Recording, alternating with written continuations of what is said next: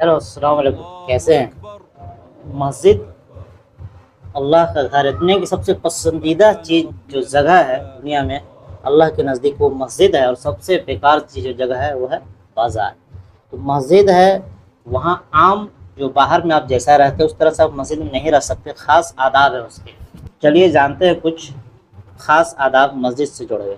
मस्जिद में बिला ज़रूरत दुनियावी बात करना या कारोबार के मामलात करना सख्त मकरूह और मना है, क्योंकि मस्जिद अल्लाह की इबादत, नमाज, ज़िक्र और दीन सीखने के लिए बनाई गई है। चले कुछ जानते हैं हदीस के थ्रू और कुछ इस्लामिक जो फ़िक़्ह के मुताबिक। मस्जिद में दुनियावी बातों से मुतल्लिक़ अहादीस। अल्लाह को ऐसे लोगों की ज़रूरत नहीं।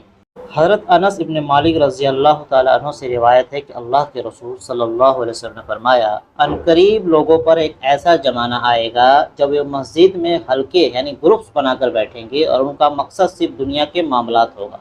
अल्लाह को ऐसे लोगों की कोई ज़रूरत नहीं, लिहाजा तुम उनके पास मत बैठो।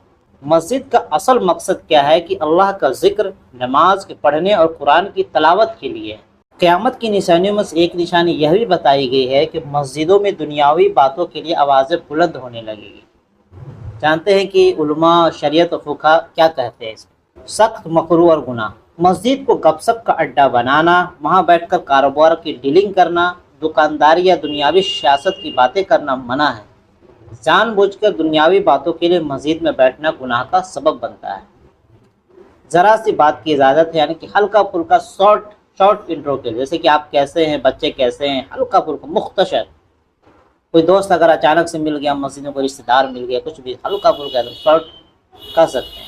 दूसरों को तकलीफ़ देना। अगर अपनी बातचीत से कुरान पढ़ने वालों या नमाज पढ़ने वालों की इबादत में खलल पड़ता है तो वह बातचीत करना सख्त हराम हो जाता है। मोबाइल का इस्तेमाल।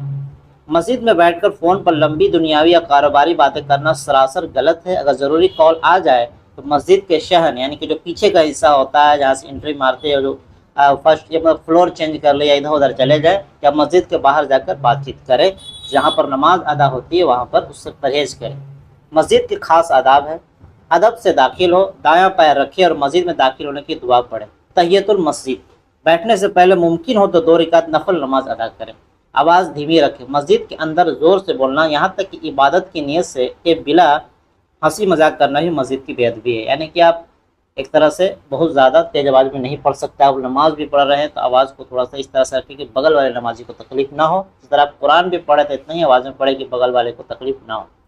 ख़रीद और फ़रोख्त मना है। मस्जिद के अंदर किसी भी चीज़ का सौदा करना मुकम्मल तौर पर मना है। आजकल तो ऑनलाइन बहुत सारी चीज़ें आ गई हैं, उससे भी मना है। तो ये चीज़ें मस्जिद के ख़ास आदाब में। और ख़ास तौर ये कि मस्जिद और बाहर का तो मामला अलग है। यानी मस्जिद में थोड़ा सा हार्ड रूल लगेगा। कभी भी मस्जिद से बैठकर आप बाहर खिड़की से झाँक रहे हैं रोड पर, इसकी ख़ास तरह से ख़ास ख्याल रखें कि अगर मस्जिद से बैठकर अगर बदनज़री आपने की तो समझिए कि आप अल्लाह के पकड़ में आ सकते हैं। तो बहुत सारे लोगों का ये भी आदत होते हैं, ख़ासतौर पर लड़के लोगों का।